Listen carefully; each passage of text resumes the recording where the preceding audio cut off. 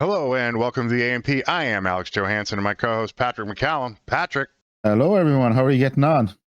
we're having logical discussions about the state of the world. Let's get into it, brother. Heyo, Patrick. How are you getting on, buddy? So we're back for round two. Yes, Mr. Howland and Dr. Peterson for Arc Yes. 2. So we'll go ahead and we'll let the man start cooking, and then we will say some things.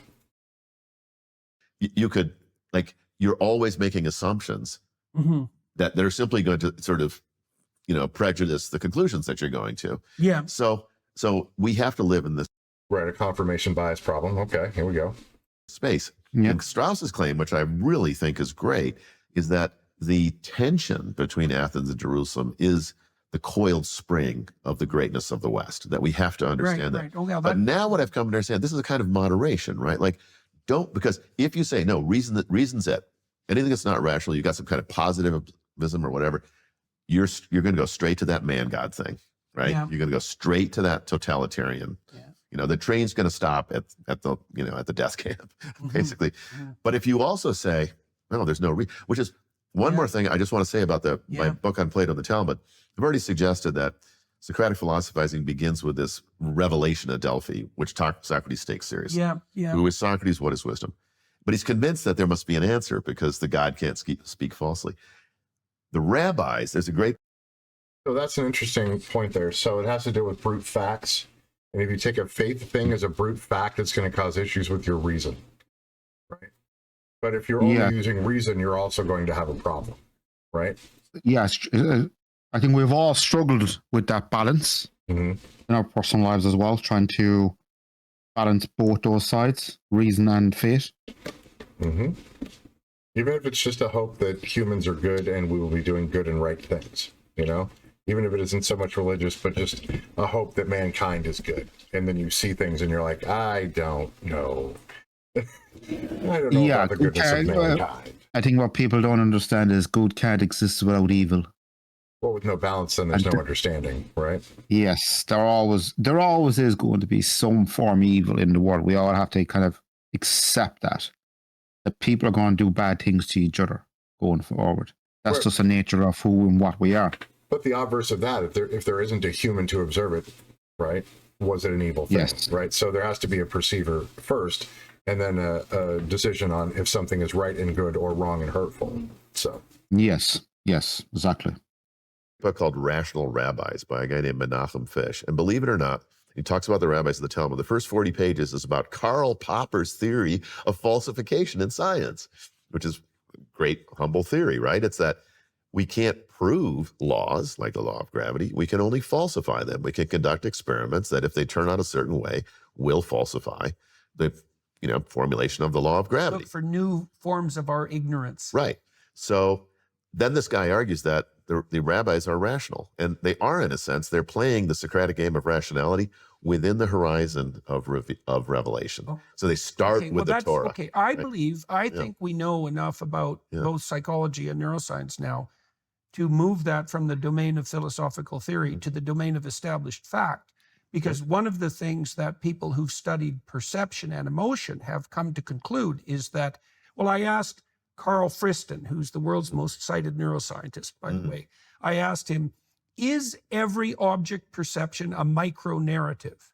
Oh, that's very interesting. He said, yes, for sure. He said, necessarily. Right, necessarily. That's quite the claim.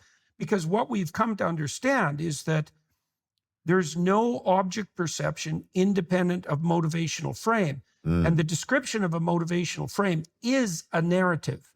Okay, now you made a comment earlier that, you need to know where you've come from and where you're going. Okay, so let's... Right, and all those things become a narrative, right? Yes. So then there's a motivational narrative to achieve a goal. Yeah, you observe something, you becomes a narrative in your own mind, in your own mind's eye, and so on. Every little thing, every little thing has its own story, right? Yes. Down to the in your mind things. as well as another person's mind, observing the same object or event. Right, for sure. What is a narrative? There's an aim, there's a starting place, there's a voyage. And then you might say, their world's made out of objects, and you overlay a value-laden narrative on top of it. But then you might say, well, where's the interface? And so you might say, well, let's look at how perception works.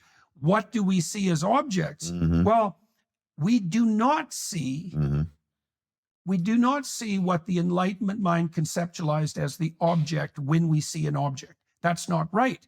What we see, so what it seems to be the case, it's very cool. So once you establish an aim, and this is in the most trivial of circumstances, the world reveals itself to your perception as a pathway to the aim.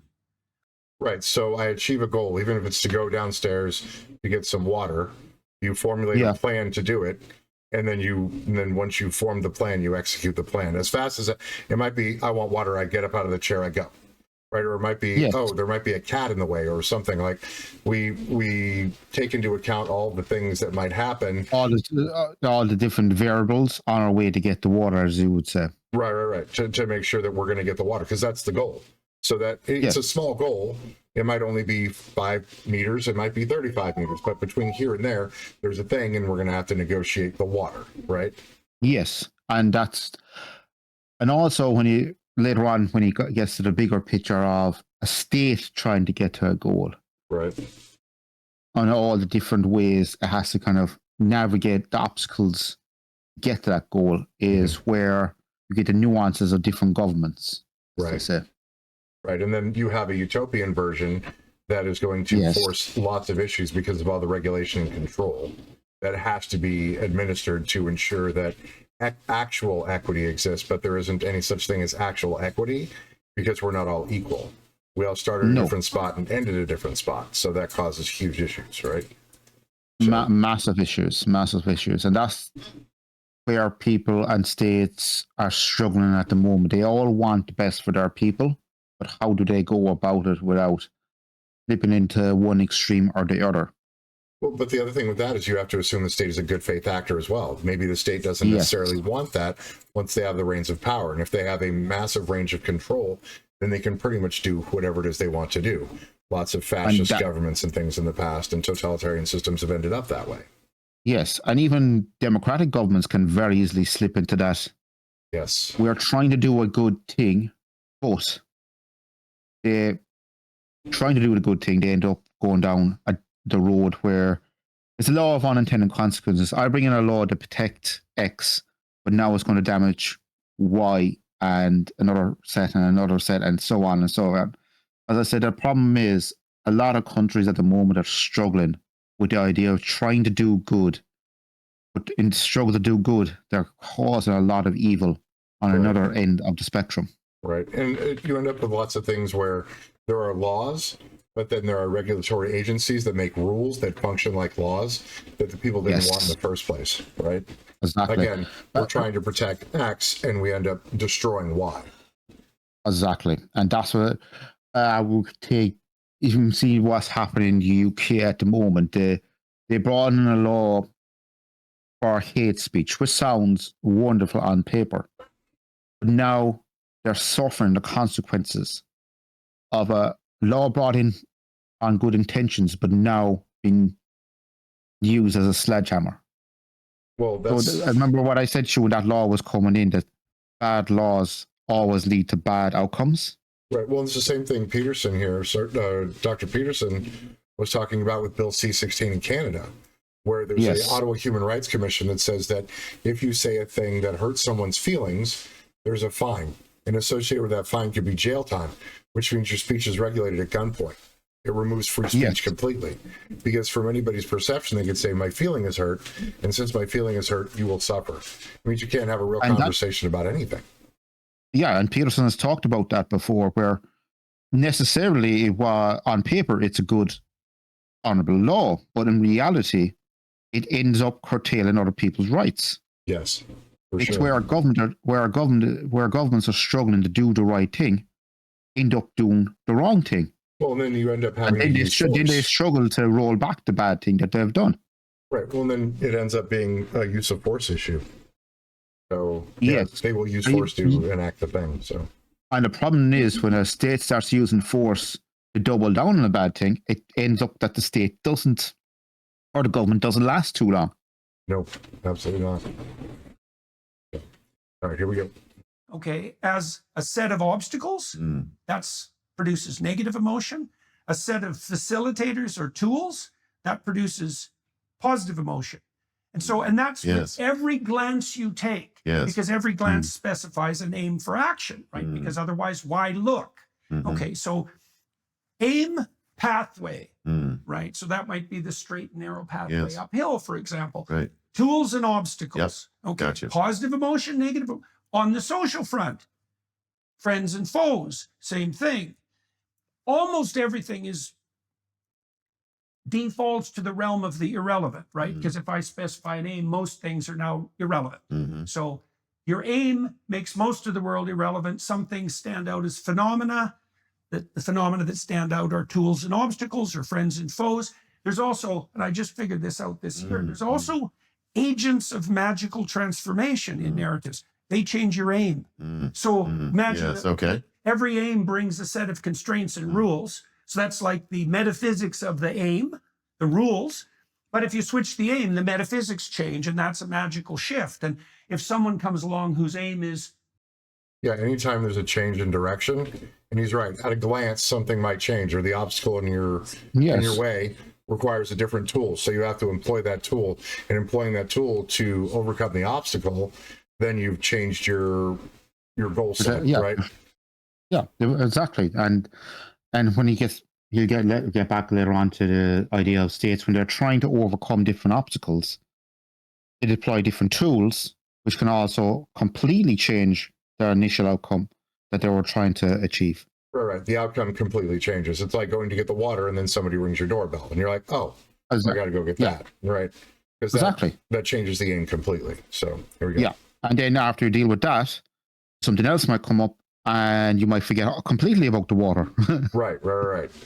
Somebody crashes into your house, or there's an accident outside. As he says, agents of magic who... Transformation, There we go. Got tripping over my words again. Welcome to curse of old age, I think. But what I'm saying is, at the end of the day, Peterson and himself have made a lot of good points when it comes to states and states trying to aim for the good outcome, but always sometimes trip over themselves.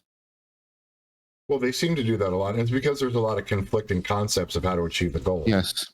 And then now, as opposed to discussing these things conceptually, one side hollers at the other that they're wrong, and they spend time rolling back somebody else's policies to put their own in place, right? Like, all your stuff is wrong and all my stuff is right. So, yeah. And the sad thing is, when people get confused, the general public in any state, they'll go for the loudest voice that seems to have the easy fix for the problem on hand. And that's where you end up slipping down the magical road either of two extreme types of governments. Well, that's how New York City's going to get Mamdani as their mayor if they don't watch themselves, right? Like, that's... Yes, because to be I can see why Mamdani is very popular in New York. Like, people are struggling up there. They have a lot of issues. The main thing he's promising people is free public transport, which really appeals to people on lower economic. I can see how he is going to get elected. From an outsider looking in, I can see how he's going to get elected. Well, the thing is also he will be elected. Put in the state-run or city-run shops, which aren't going to be subject to any kind of financial regulation from the city, which means they're going to beat out all the other stores. And then once all the other stores are gone, then they're going to regulate all the products. And then they can charge let's clarify what he said. What he said was he's going to bring in city-run fresh vegetable shops, because there's a massive issue in New York, like most major metropolitan areas, where fresh products are being charged at exorbitant prices, which I understand because it costs money to ship them into. Right, but the thing is, New York State is overregulated, and the city of New York is highly overregulated. I understand that, but I understand. But when we're criticizing the gentleman, let's be logical why he's bringing it in, especially when he shows situations of massive food deserts. Well, he identifies the problem, but I don't necessarily think his solution. Do I agree with what he's trying to do with bringing in state-run vegetable shops being run and operated by the state at a massive deficit to the state. I don't see that as a long-term solution. He could do it temporarily, but long-term, New York State wouldn't be able to afford it long-term. Well, right. Yeah, New York City's too big. It's a great plan on, like I said, great plan on paper. Right. The Big Apple needs fresh apples. Yes. But unfortunately, it's not dealing with the bigger issue that, say, major cities like New York are dealing with. Like, right. The reason why people are so struggling so much in New York is one is the rents, rates, and so on. Like every major city. If you really want to address people's poverty, is bring in proper rent controls, which I know people wouldn't agree with me when I say that, but sometimes you'll have to, calm the market down so it'll stabilize so people can place to live. Yeah, exactly. And which will benefit them. I can understand a lot of his policies on paper. Are they realistically going to be around for a long time? No. What he needs to do is come up with because he is going to get elected. He could nearly put money on that. He's in very good shot. Unless something major happens, looks like he's on track to win. Right.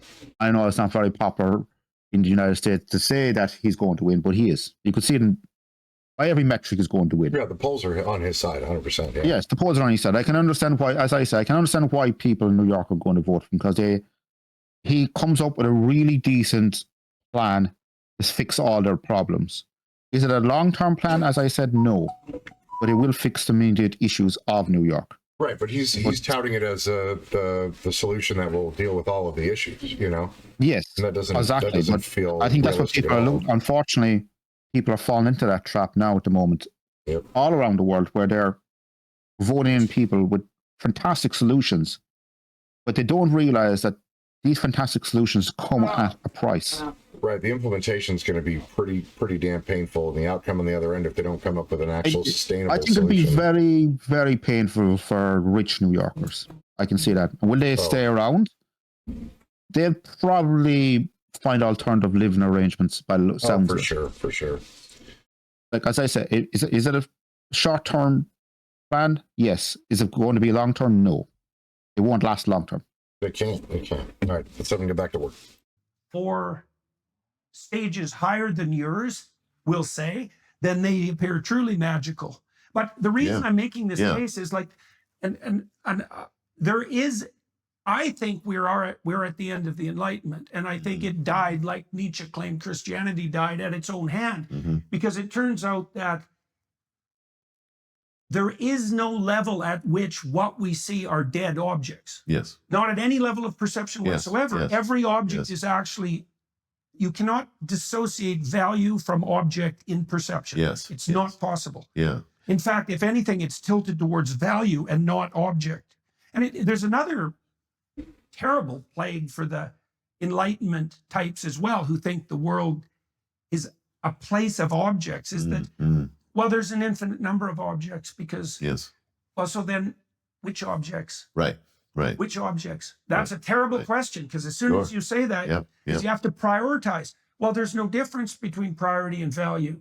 Yes. So another way of thinking about a narrative, when you go to a movie, you watch the protagonist, what you are embodying is your observation of the protagonist's structure of value. You're incorporating that.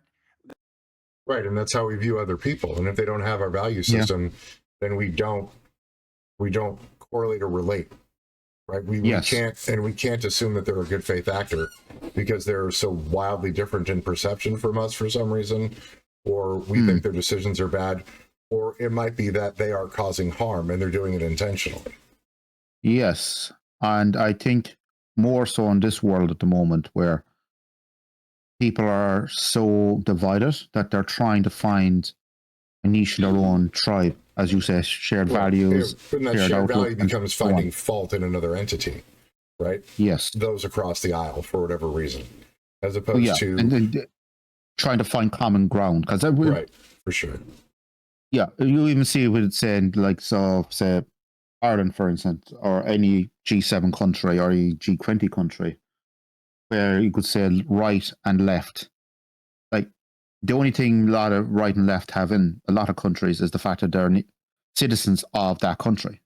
Right, to, because like, they're United so States. wildly different on their political stances, for sure. Yeah. Yes, but they don't seem to want to come together and find a common ground for the betterment of their own country or their own tribe. Right. Well, and we see that especially in the UK. The constituency has said since, I don't know what, Margaret Thatcher's day, that they don't want immigration the way that it is. They want to make sure that if they have people coming in, they're productive members of society. But each immigrant is now costing £300,000 or £400,000 per immigrant over their lifetime, and that is unsustainable. Yeah. It is absolutely unsustainable. It is unsustainable. 100%. It is completely unsustainable because the pie is only so big. Right. It can only be spread so far. Even in my own country, we're looking at an extra 4 point something, over 4 billion a year so far in our last budget and the previous two budgets. Oof. That's bad. Just for international protection and refugees and so on, Ukrainians and everything else. Right. That's over 4 billion a year so far. Right, but then where's that money going to come from? Right? It's come from a very limited tax base. Yeah, and it's already been squeezed and squeezed and squeezed. Yeah, along with housing problems and so on. It's put a massive strain. And our governments, most Western governments, their answer is saying we are going to push down any disagreement because it's very uncomfortable. It's making people's feelings hurt or so on. Yeah, the forced multiculturalism thing is not functioning as intended. Multiculturalism worked over the last couple of decades, and say the last century, you could say, because it was slow trickle over time. Right, and those people assimilated into the society that they came into. It did, because it was slow trickle over time, and people assimilated more, and so on. You would mix the states, you would mix areas, and so on. You could even look at the history of New York City. Right. They had slow, major immigration over time. But now it's a fast shock. Like in my own country, we had before 1990, we had less than 15,000 roughly a year. Figures are a bit skewed there. During our Celtic Tiger days, where we had massive construction, yes, our immigration numbers went up because we needed more workers and so on. But most of them came from Western Europe. Basically, we had Poles, Lithuanians, and so on. A lot of trade men came in, and our economic base could take it. But now, well, and then they were net contributors. They were net contributors. Exactly. But now, ourselves, the UK, and other countries, including your own, are now having people who are coming in who firstly do not have the language or the same ideals as us. Mm-hmm. Secondly, don't have any skill set to speak of in a lot of cases. Right. And there's no way of them contributing to the society as a whole because they just do not have the skill set or the wherewithal to integrate or work or contribute. So even if we try to, with all the goodwill that we have, try to upskill them or do all this, all that takes time, resources that a lot of countries cannot afford at the moment. Absolutely not. All right, here we go. You match his emotions because you match his aims. And so when we're storytelling, what we're doing is we're exchanging information about the substrata within which rationality has no choice but to operate. See, so the metaphysics of the Enlightenment were wrong. Rationality is at the base because the world's made out of objects and you can calculate your way forward with value-free objective knowledge. Like none of that's right. Yeah. So the story's the thing. Now you said, well, we need a story. We need to know where we've been. And now that has to have something to do with why you got interested in the Talmud, I would presume. Yeah. So you said you saw a similarity with the dialogues. Yes. So what else caught your attention? You've obviously developed extreme familiarity, for example, with the story of Exodus. Why do you think, as a philosopher, you started to presume or understand that these ancient stories shed light on the world in a way that philosophical theories abstracted away from narrative don't? So with Judaism, you have the Talmud and the Tanakh, right? Yes. But you also have a thing called the Midrashim. And the Midrashim is a discussion of each piece of what in the Christian Bible is the Old Testament, right? The Talmud, the Tanakh, right? So there's a lot of super, super dense information in there. And it is really, really, he's right, he's correct. It's really at a rational base. But discussing the Midrashim line by line, word by word, what does this word mean in Hebrew? What does it mean in this order, in this sentence? Like every bit of vagary taken out of it and discussed ad nauseum and at length to pull out the rational function of those texts, right? Yes, it's pretty incredible. I'm really curious. It's pretty dense piece of work. Right. Very, very dense. Right. Well, if you want to get into something really, really dense, Levitical law is super, super interesting. Except it's not that interesting. If you know what I'm saying, if you don't want to get into dense writing and why things are the way they are, like that's just not your pigeon. It won't be fun at all. But if you have an analytical mind and you want to expand, that is definitely a way to go. Like if you can get to take some course in Levitical law, it will help you think through problems and critically think through issues. Any major faith has a lot of text behind it, especially if you think about any major religion, like Judaism, Christianity, Islam, so on, all have very dense books and understanding. Right. That helps people. That's supposed to be there to guide people's morality and so on. To go into it gives the world. you a moral compass, right? Yes. So, all right, here we go. Well, look, what you just said is very rich, and I think very, very attractive and interesting. So let me start with a question, I guess. Doesn't this all mean then that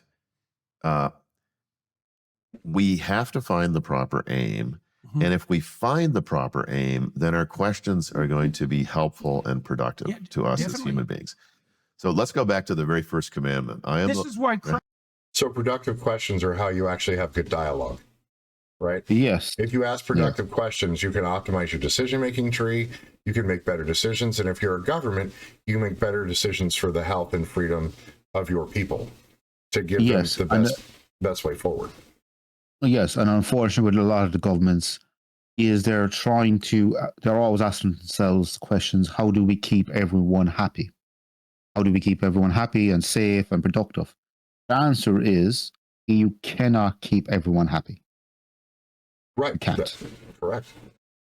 It's an unwinnable battle that you'll never win, because you're not going to keep. Somebody's feelings are going to get hurt. Somebody's going to be marginalized.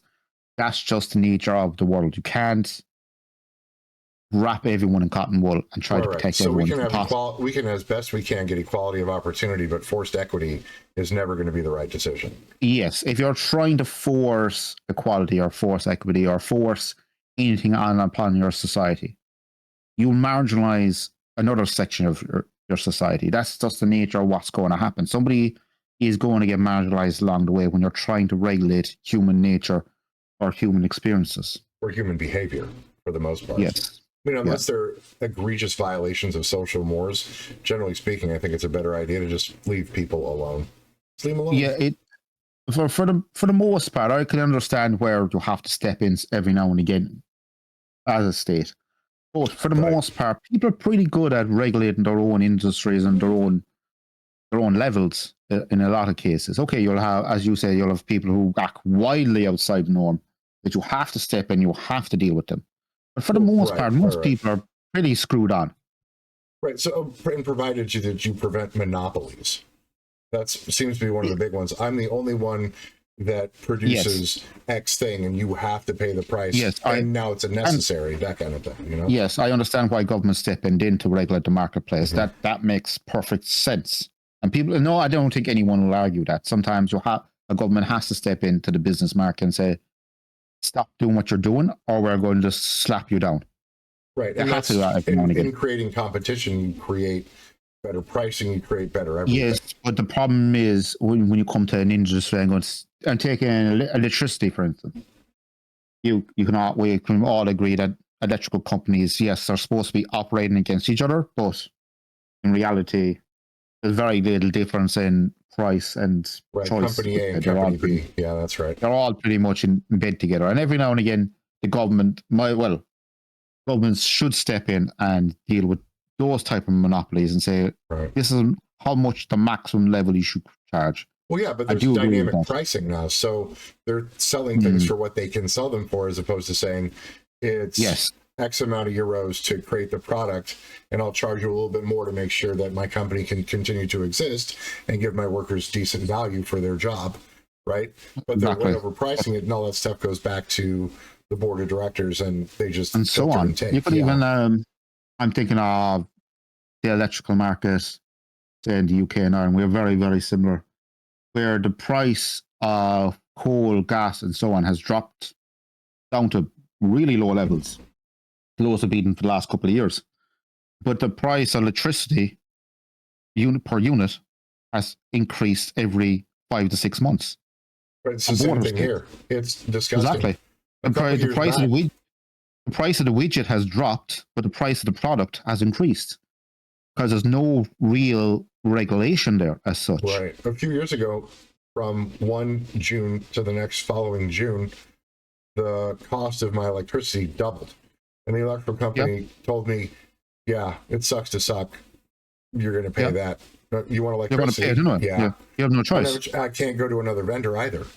There isn't Exactly. another vendor in my area. I must pay the price for the thing in the space where I reside. It's horrible. We're looking up. We have a couple of vendors, you could say, Mhm. and I'm saying that in quotations, but they're very similar prices. There's a couple, maybe a few cents a year in a difference if you break it down. Well, we also have dynamic billing now, where if you use power from X time to X time, they charge you more for it. Right? And Yes, it's the time we had when that. everybody We is had that. home to do the things they need to do at home after work. Right? Yeah, and the funny enough is we have smart billing for last summer when I'm just thinking of my own situation here. I got a smart meter in. Right. There, I can set the price. I can set the pricing and do all that. But a lot of people, especially elderly people, don't know how to access that kind of information. Mhm. So they're stuck with, as you said, the old-fashioned way of billing. Yeah, just get done. So Yeah, Right. but unfortunately, they don't want the electrical companies don't let you know that you can actually go in and adjust your rates yep. different hours. But that's where the government should step in and say, look, from say 5 in the evening until 10 o'clock at night, this is the most you can charge for electricity when Right, everyone's right. coming home from work, getting the kids ready, so on. This is Right. Oh, for this is sure. the maximum you can charge. That's when I do agree with with government stepping in to the private marketplace. Yeah, it's To help the betterment of their people. definitely unwholesome. That's the only one of the few cases where I do agree with governments stepping into the private marketplace. For Now, sure. do I agree with the governments then stepping into people's personal lives? Now, that's where they'll run into a very slippery slope. Right. That's a line you shouldn't be crossing, for sure. Exactly. All right, here we go. Christ in the Sermon on the yes. Mount, for example, Yes. which is a guidebook for revelation. He says, okay, how do you pray? How do you orient yourself in the world? Same question. Aim at the highest thing you can conceptualize. Yes. That's number one. Right. Presume that other people are made in the image of that highest thing. Yes. Okay. So now you've set the Now you've frame. got it. Exactly. Exactly. Now, pay attention. Right. Having done that, pay Right. attention to the moment, because Right. what'll happen is if you specify your aim properly, the proper pathway will appear. The proper tools will make themselves manifest to Yes. you. The proper revelations will come to you. Yes. Well, that is how perception and thought work. So in the Yeah. Tower of No, this Babel is- is a yeah. story of misaligned. So that has to do with if we're all setting high goals, then as a society we'll function better together. Right? Yes. But it's not something you can force on right. people. Exactly. You can't force the rising tide to lift all boats. People will want their own boat to be lifted up. They should need to want to have their own boat lifted Right. up. But the thing is what he's saying is the idealized version is I think or I know everybody else is trying to achieve the same type of goal.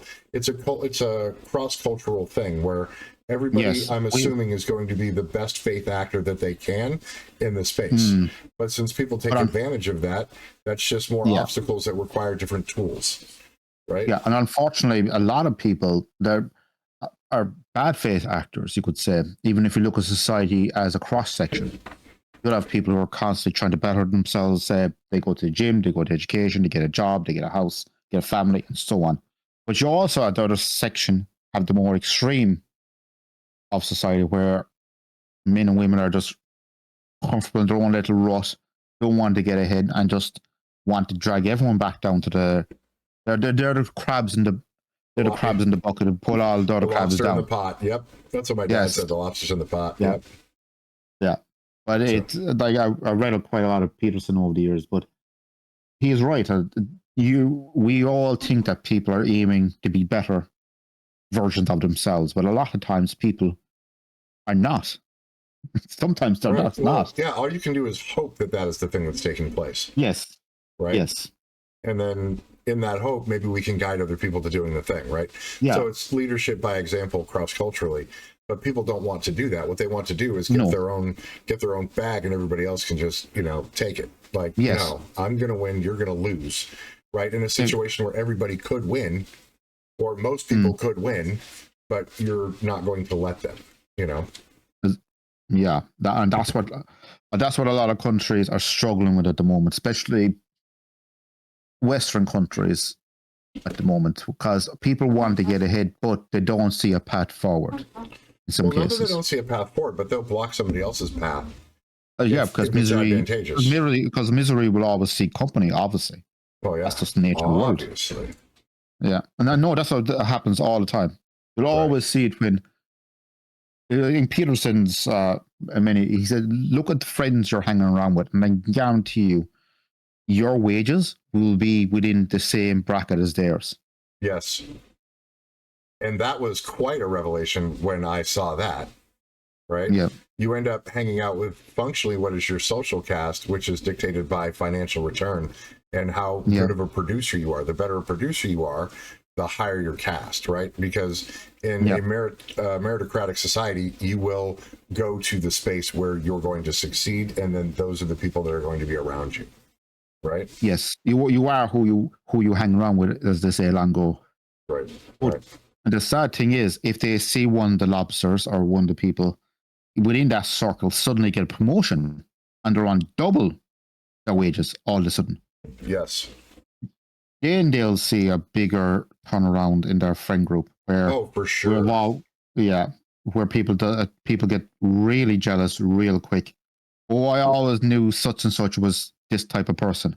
Right. And those type jabs, the social punch, if people think logically what they should do the minute they start hearing those type of jabs aimed towards them, you have to either deal with it straight away or move on to a different social circle. Yeah, which for is sure. Probably better. Yeah. Right. All right, here we go. Find aim, and it's the engineers who build the tower. Mm-hmm. Yeah, right. Well, that's a great story too, because if you read it carefully, they say, let's bake bricks. So they bake the bricks. And that's fascinating because they break it out of Adamah, which is the soil that man is made out of, Adam, etc. Right.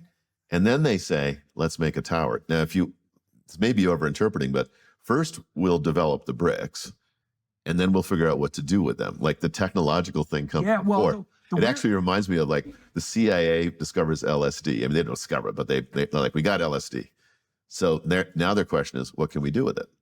There's a book about this. And so they say, well, is it a truth serum? So they give LSD to this CIA guy. No, it's not, Well, maybe it's an anti-truth serum. We give it to our agents if they're caught and stuff like that. No, it's not. But this kind of reasoning, right? Like, This is potent stuff. This is super potent stuff. What can we do with it, right? But anyway, you're absolutely right about the those are tools without guidance, but we can talk about that at some other time. Yes. But people end up unable to communicate because the aim gets so misaligned. Words themselves lose their meaning. That is vital. Yes. So when you are attempting to have a conversation with someone, the toolkit you have is the words that you use. If someone else isn't using words the same way that you're using them, you're going to end up talking past each other. So you need to make sure that the semantic value of the words in the conversation are roughly akin. Don't have to be spot on, but if I say fire truck or potato, I want you to know the difference between a fire truck. But what's a fire truck? What's the difference? Right? One's vegetable, one's a mechanical thing. It's a vehicle. It does this, and potatoes feed people. And what's the difference between that and, say, the emotion of love? Right? So, Yes. but once you have all those things set, then you can have an actual conversation with someone. But it seems like our political leaders and all over the world, they're just using different words, and then they're screaming things from the rafters that don't make any sense. You're like, And I can understand what you're saying, but I think what Peterson is trying to aim also at is the fact that in this modern world, words have lost a lot of meaning on both sides yes, of the for discussion. sure. Well, because they're overused. And And a lot of that has to do with the 24-hour They're news overused, cycle. and we've just become just either desensitized or it just turns into white noise at the end of the day. Yeah, it's just so overwhelming. There's so many words that are strong words that have meaning. They have value in the usage of them. But when you just burn out any value the word has, it becomes a nothing burger. Nobody cares. You can call anybody and anything, and then you have to call them the worst possible thing. And if you call someone the worst possible thing, then there's a way you have to deal with them. Yeah, it's a way of going one better than the next person. Yep. And the sad thing is, words are losing their meaning in a lot of ways. Like, people don't care being called names anymore. They just don't but here's care. The other thing. Not just that words don't have meanings, but the meaning is completely the opposite. Completely.